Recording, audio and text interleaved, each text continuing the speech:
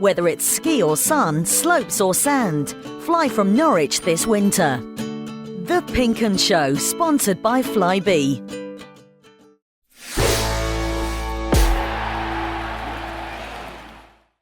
Welcome to the battles of Loftus Road. As you can see, it's the media room is down the bottom there. It's a long old corridor. It's been a long, sorry old afternoon, really. Norwich City losing 2-1. I'm sure you know all the details. Let's go through some of the bits, shall we? First of all, how you end up working so hard on your defending for a week and then you can't defend a long throw inside the first minute of a football match, I found truly perplexing. And for the fact that the sending off clearly screwed Norwich over for the rest of the game, their defending put them in that situation, which was almost criminal in a way. So it was a bit of a nightmare. In terms of the incident, I still haven't seen a replay, but I mean, it doesn't matter if it was a deliberate handball. If Martin Olsen's handled the ball on the line, then you can't really argue with that. John Ruddy adamant that there was a foul in the build-up, which may well be true as well. In the Premier League, we get 8 or 9 replays from different angles. In the Championship, you're relying on the people involved to know what actually happened. I expected there to be a free kick, but long before we got a red card and a penalty.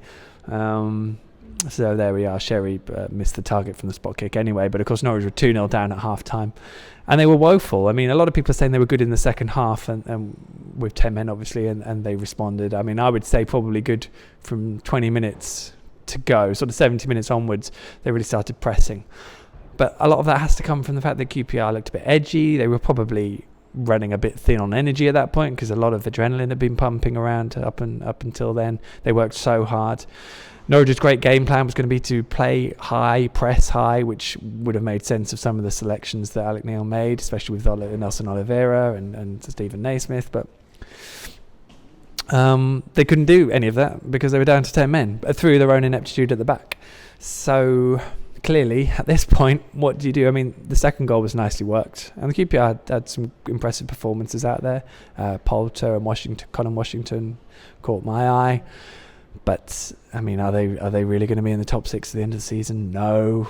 Were they buoyed by the arrival of Ian Holloway? Yes. That was clearly a big crux to all this, and the rather blasé responses from Alec Neil and Ryan Bennett on the presser on Friday. They just didn't. They played like that from the start, and yes, they got into it in the end. But by that point, it's not brave if you start playing well with 20 minutes to go and you're 2-0 down. Even though Stephen Naismith did get them back into it, and they probably, if the ball had fallen right for them, they could have even got a point. As it was, it's sort of a galling defeat, mainly because they were rubbish from the start. So what happens now is interesting. I've just spent the whole afternoon on the live coverage, and there are at pinkun.com there are lots of angry people, and of course that's not necessarily representative, but we had chants of Neil sort it out, what a load of rubbish coming from the Norwich fans today, boos at every opportunity, lots of supportive chants as well. These guys are clearly not, they want their side to do well. They cheered when Norwich scored, of course they did, but they're not happy. And I just looked over that squad and just thought, this just looks like a deteriorating side. It's lacking any spark and life, and that from, despite signing several good young players, they're clearly not ready, or the manager doesn't trust them yet, and everyone else seems a bit staid until the last 20 minutes when they did run around. But and they moved the ball, they started winning sprints for the ball and actually out muscling QPR. I mean, this is all stuff they should be doing from the first minute, and they should have been aware that was what they were going to get from QPR, given the whole Ian Holloway situation. So much to ponder. I don't get the impression, we've got the AGM in midweek, I don't get the impression that Alec Neil will be going anywhere particularly, but you never know. You don't know what goes on behind closed doors, but certainly he won't be walking away. That's pretty sure of that from the post-match interviews we've done. I don't get that impression at all. Good to speak to John Ruddy too as well. He spoke well, but it's not about what people say afterwards or before anymore, because there's always a little bit of you that goes, oh, maybe, just from watching on the pitch. You can't start like that for the first half and expect to get anything. And Norwich are in a slump now, 4 straight defeats in the league, and they head to Derby next weekend. Bradley Johnson, of course, they'll come up against probably, assuming he's fit and playing, and which he has been regularly now under Steve McLaren. And I I just can't see them getting anything out of that either. And of course, Graham Dorrans, who now is banned after picking up his 5th booking, will also miss that game alongside Martin Olsen. So the absentees are missing, and with Sebastian Bassong, Stephen Naismith, Nelson Oliveira, John Reddy all getting back into the side this week, who knows what we'll get at the iPro. Paddy Davitt then here with me. I need to get your reaction to that then. Pat, what did you make of that that game of football you've just witnessed? Yes. Well, I mean, the sending offs, to quote Mr. Holloway, bizarre. He's never seen anything like that, and he's been inside the game a lot longer than I've been outside the game, so, it was bizarre. But really, Naismith's header, late header, just maybe gives it a slightly different reflection. More of the same, and another performance like we've seen for the last month. No aggression, no real appetite, no application.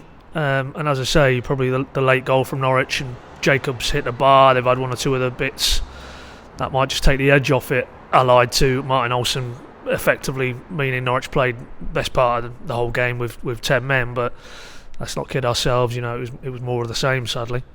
Yeah, I guess the late rally only goes so far to helping paper over the cracks slightly. Where do we go from here then? Where do Norwich City go from here? That's the crucial question everyone's going to be asking after this, given the pressure there's been on beforehand and the questions people are asking now.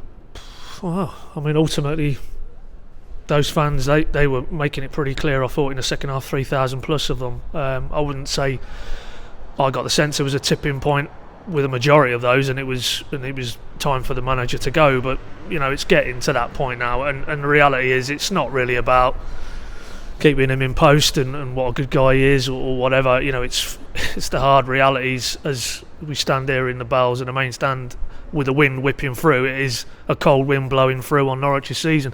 4 league defeats.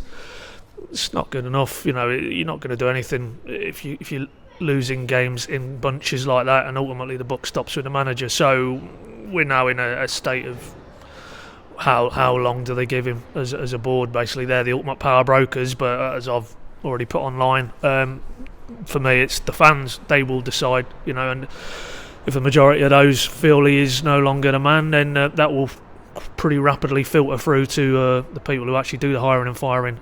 We heard warm words from the owners, the chief exec, before the international break, and as I say, they might point to certain mitigating factors here today, but the reality is, wake up tomorrow, have a look in your newspapers, and it's a 4th straight league defeat, so that's all really that matters, isn't it? So you don't know, it's a hard one. I guess because of the last 20 minutes, as opposed to if it had gone 3-4, 5-0 and we'd had another Brighton on our hands, then it's pretty clear then, isn't it? He's gone. But he might just limp on now, and Derby next week. We'll see what that brings. The manager's going to hang around though, isn't he? He's still, to me, his body language still says he's the man who feels he can turn it around. Oh yeah, 100%. Yeah, no, I mean he's down. He's very disappointed. You can tell that. He didn't really want me to put words in his mouth about the world's against him at the minute. When you see something like what happened with Martin Olsen there after 2 or 3 minutes, as he said, your whole week's work effectively goes out the window. Then it's easy probably to feel that is a well, maybe it's time now. Nothing I'm doing seems to be working. If you get into that mindset, I wouldn't say he's there from the sense we've got there after the game that. He basically feels he's at the end of his tether. He's certainly gonna fight on and back himself and his own ability to turn it round. But as I say, at the risk of repeating myself, it's bottom line. What's the result?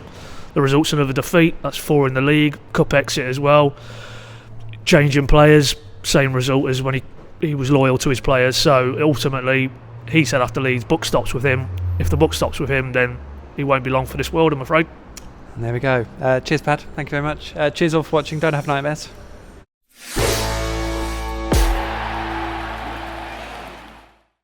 Whether it's ski or sun, slopes or sand, fly from Norwich this winter. The Pink 'Un Show, sponsored by Flybe.